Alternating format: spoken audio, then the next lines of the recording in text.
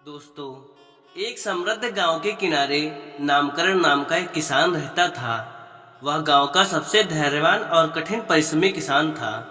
नामकरण के पास एक छोटा सा खेत था, जिसमें वह अपने सभी प्रयासों के बावजूद अपनी फसलों को लहलाते हुए नहीं देख पाया था।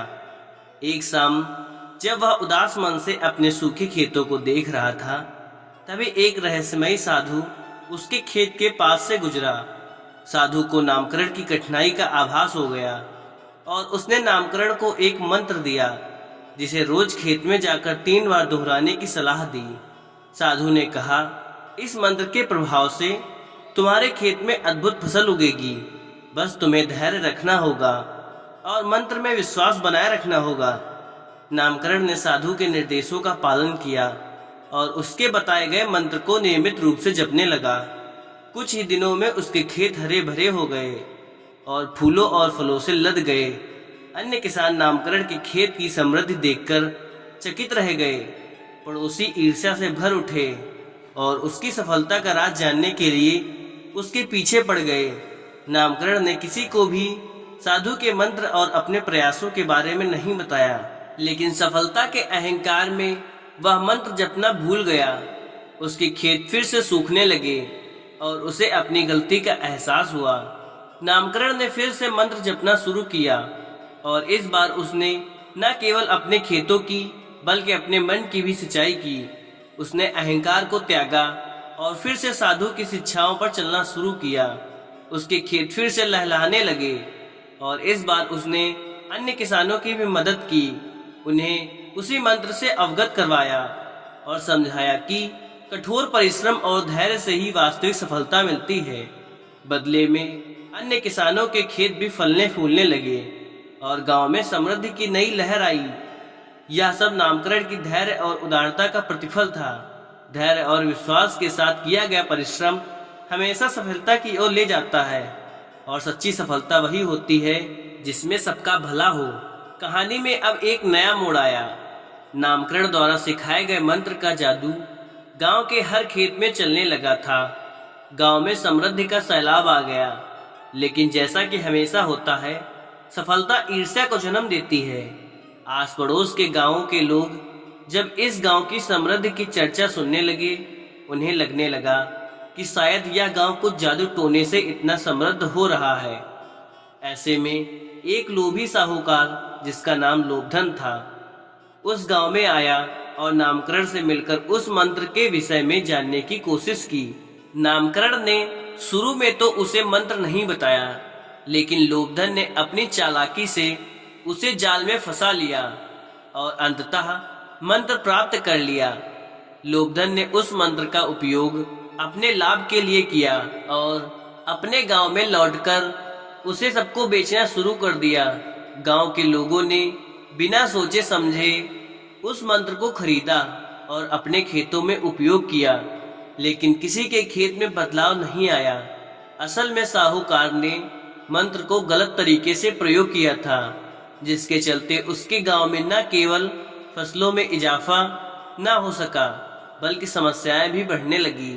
जब इसका पता नामकरण को चला तो वह बहुत दुखी हो उठा। उसने लोभधन के गांव का दौरा किया और लोगों को समझाया कि यह मंत्र केवल पैसों से नहीं खरीदे जाने वाले होते, उनके प्रति सच्ची श्रद्धा और समर्पण होना चाहिए।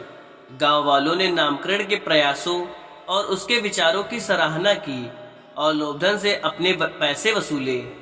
लोभधन को भी अपनी गलती का एहसास हुआ और उसने नामकरण से क्षमा याचना की। अंत में नामकरण ने गांव के लोगों को सिखाया कि कड़ी मेहनत, ईमानदारी और धैर्य के साथ किया गया कर्म ही सफलता दिला सकता है और मंत्रों का जादू उनकी श्रद्धा से होता है। इस तरह 2 गांव एक साथ फिर से समृद्ध और खुशहाल हो गए। नामकरण का नाम सभी गांवों में प्रसिद्ध हो गया और उसे एक सम्मानित व्यक्ति के रूप में पूजा जाने लगा। सही मार्ग और विधि से किया गया प्रयास ही सफलता का राज होता है और छोटे छोटे लालच हमें सच्ची खुशी नहीं दे सकते। दोस्तों, इसी शीर्षक में एक और कहानी पेश करता हूँ, नियति। एक राजा के दरबार में एक अजनबी इंसान नौकरी मांगने के लिए आया। उससे उसकी काबिलियत पूछी गई तो वह बोला, मैं आदमी हो चाहे जानवर, शक्ल देखकर उसके बारे में बता सकता हूँ। राजा ने उसे अपने खास घोड़े के अस्तबल का इंचार्ज बना दिया। चंद दिनों बाद राजा ने उससे अपने सबसे महंगे और मनपसंद घोड़े के बारे में पूछा। उसने कहा, यह घोड़ा नस्ली नहीं है। राजा को हैरानी हुई। उसने जंगल से घोड़े वाले को बुलाकर पूछा। उसने बताया, घोड़ा नस्ली तो है, पर इसकी पैदाइश पर इसकी माँ मर गई थी। ये एक गाय का दूध पीकर उसके साथ पला है।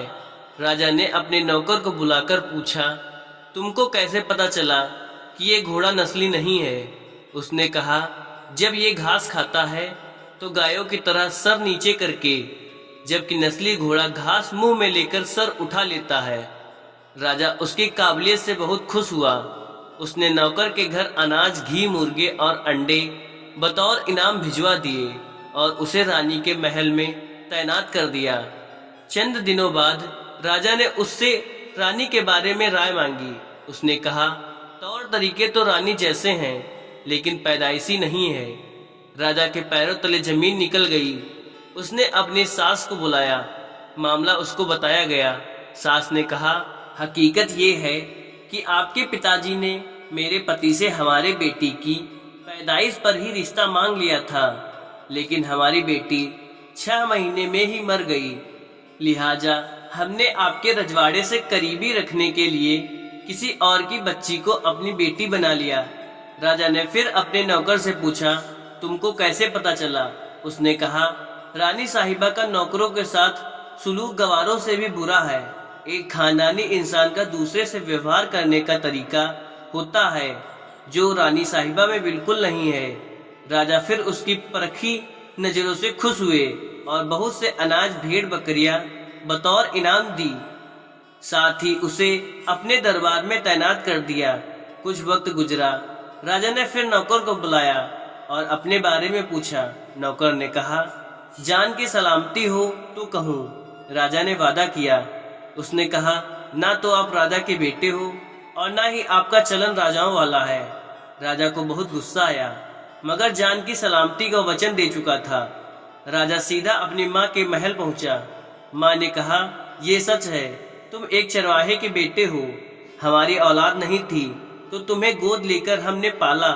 राजा ने नौकर को बुलाया और पूछा, बता तुझे कैसे पता चला?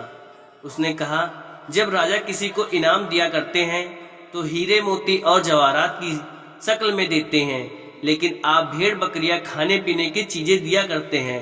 ये रवैया किसी राजाओं का नहीं, किसी चरवाहे के बेटे का ही हो सकता है।